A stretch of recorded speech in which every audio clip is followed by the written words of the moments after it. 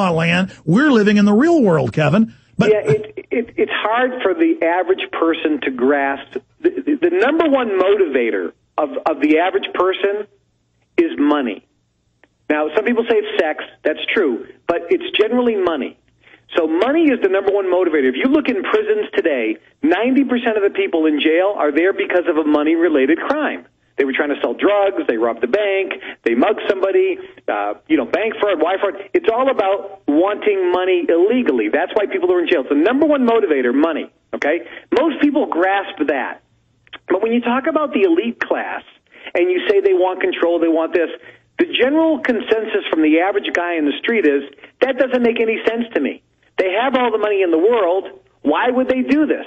And this is what nobody can understand, because you don't have all the money in the world.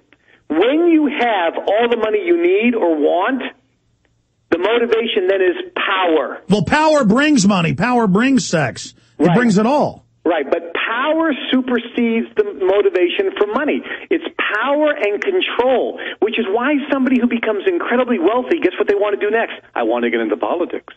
They want to start controlling things. So it's about control, and there's another thing that happens at the top level, and that's weird sexual deviations. Because people need some type of stimulation. And again, I physically have been around groups, and I've seen things that you had the amazing experience of going to Bohemian Grove. I saw your video.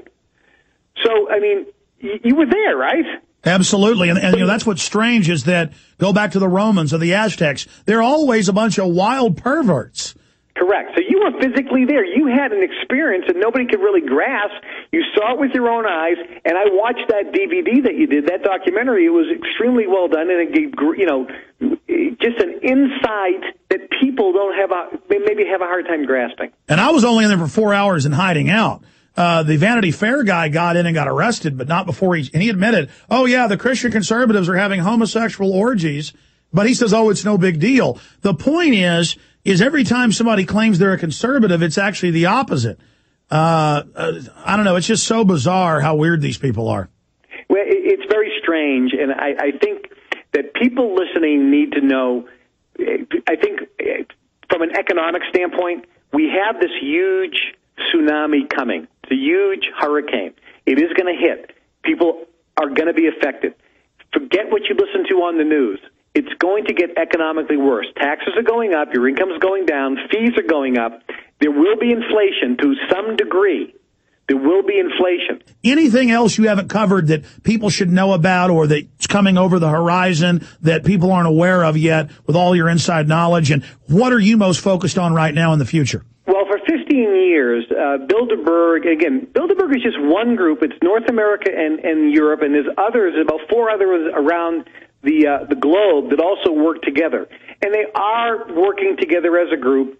The bottom line is there's 6 major areas of control that this group has been focused on for forever. Number one is the money supply. So in 1913, when the Fed was created, they got the money supply covered in the U.S. So the number one goal is always to control the money.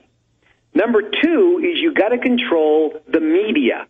Because if you control television, radio, newspapers, magazines, then you control the thoughts and feelings of the population. The third thing they got to do is control drugs and health care. Because everyone is going to either get sick or feel the urgency for their health.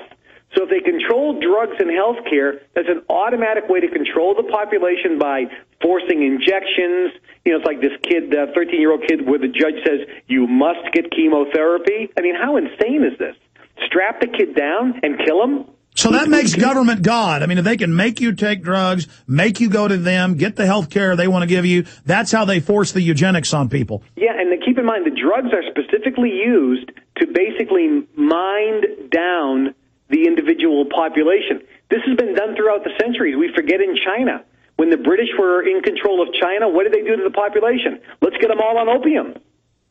So they got the British got the entire Chinese population drugged up on opium so that they didn't have any problems with the population. They would just go out there and do their work and stay high on opium all day. So same thing here. What are the elites afraid of? I asked you that question and forgot to ask it again. What are they most afraid of? They're afraid. It's so simple because people always ask me, what should I do?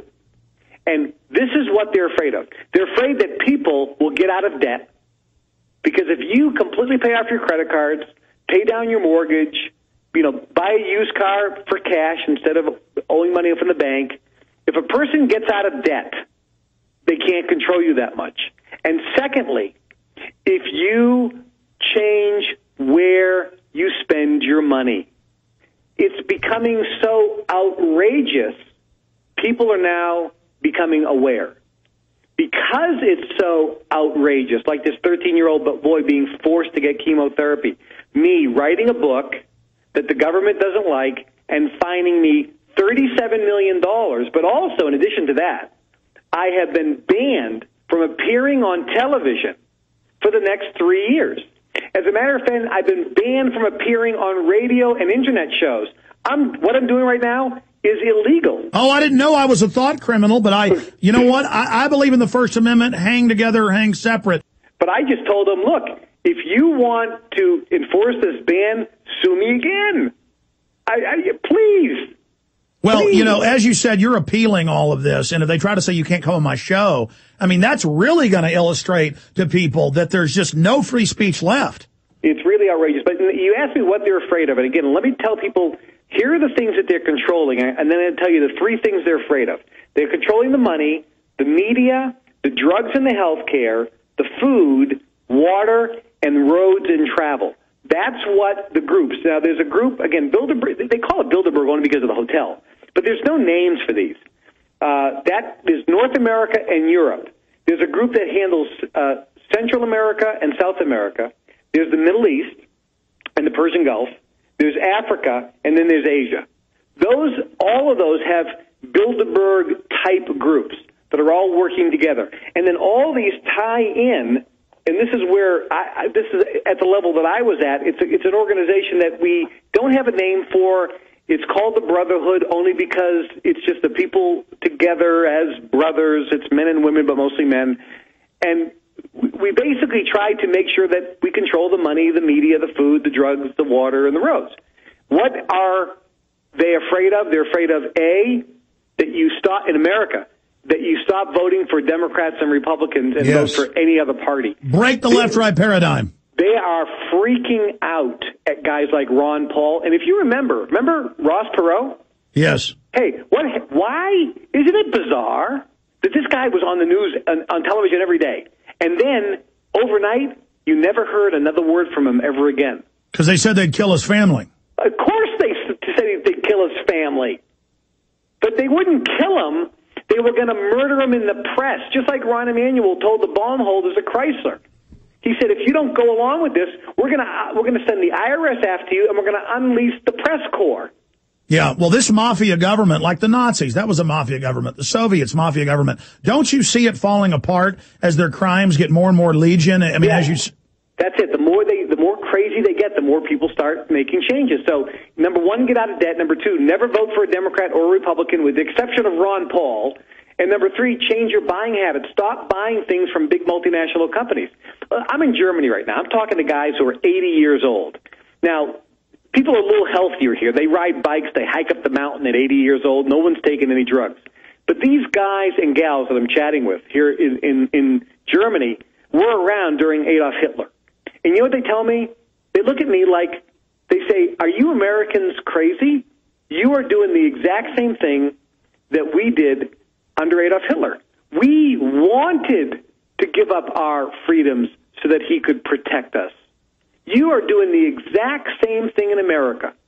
And it's common knowledge here from the people that were around during the regime of Adolf Hitler that America and Britain are becoming this generation's most totalitarian and tyrannical fascist governments on planet Earth. Let me back you up. Let me back you up and then finish because it's so important. They've had British government and U.S. government studies and big university studies. I'm sure you're mentioning the same thing that just came out in the last month, admitting England's number 5 police state in the world. U.S. is number 6. I mean, there's only a few like North